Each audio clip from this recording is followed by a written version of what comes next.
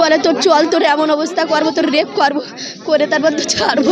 সঙ্গে সঙ্গে এত মোটা মোটা বাঁশের বাড়ি এবং বন্দুকের নল ঠেকিয়ে মারা শুরু করলো।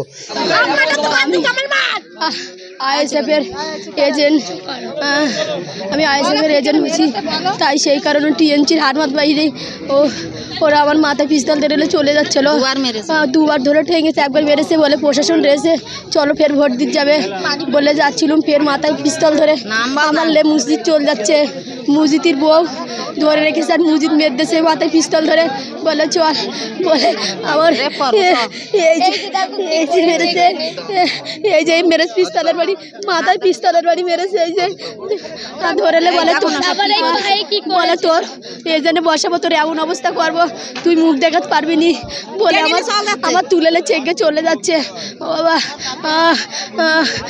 আমি শুধু কোনো কারণে হাতে পায়ে এসে বেঁচে গেছি, না না ওরা আবার আজকে মেরে দেবে, বলে তোর চল, তোর এমন অবস্থা করবো, তোর রেপ করবো, করে তারপর তো ছাড়বো। ওই মেয়েটা তোদের বলে ওরও মেরেছে, আমার নাম বিবি। সঙ্গে সঙ্গে এত মোটা মোটা বাঁশের বাড়ি এবং বন্দুকের নল ঠেকিয়ে মারা শুরু করলো এবং আইএসএফের নামে অকথ্য ভাষায় গালাগালিজ করা শুরু করলো। কোনোরকম ওখান থেকে প্রাণ বাঁচিয়ে একটু দূরে আসতে পেরেছি।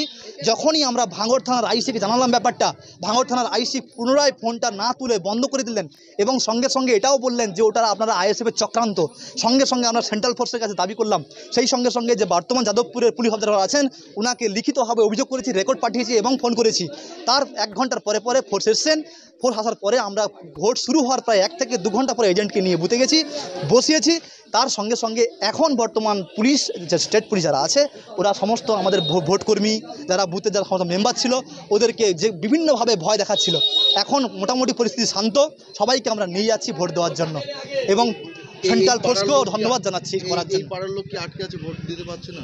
শুধু এই পাড়া নয়, বহু জায়গা থেকে খবর আসছে, কিন্তু এটা সেন্সিটিভ বুথ, এখানে যত ভোটার আছে সবাই আইএসএফ। সেই কারণের জন্য টিএমসির মূল লক্ষ্য এখানে যদি ভোট করাতে না দেওয়া হয় তাহলে একটা বিশাল মার্জিন আইএসএফ কেটে যাবে। সেই ভয়ে কিন্তু আতঙ্কে ওরা যে কোনো প্রকারে আইএসএফকে রোখার চেষ্টা করা হয়েছে।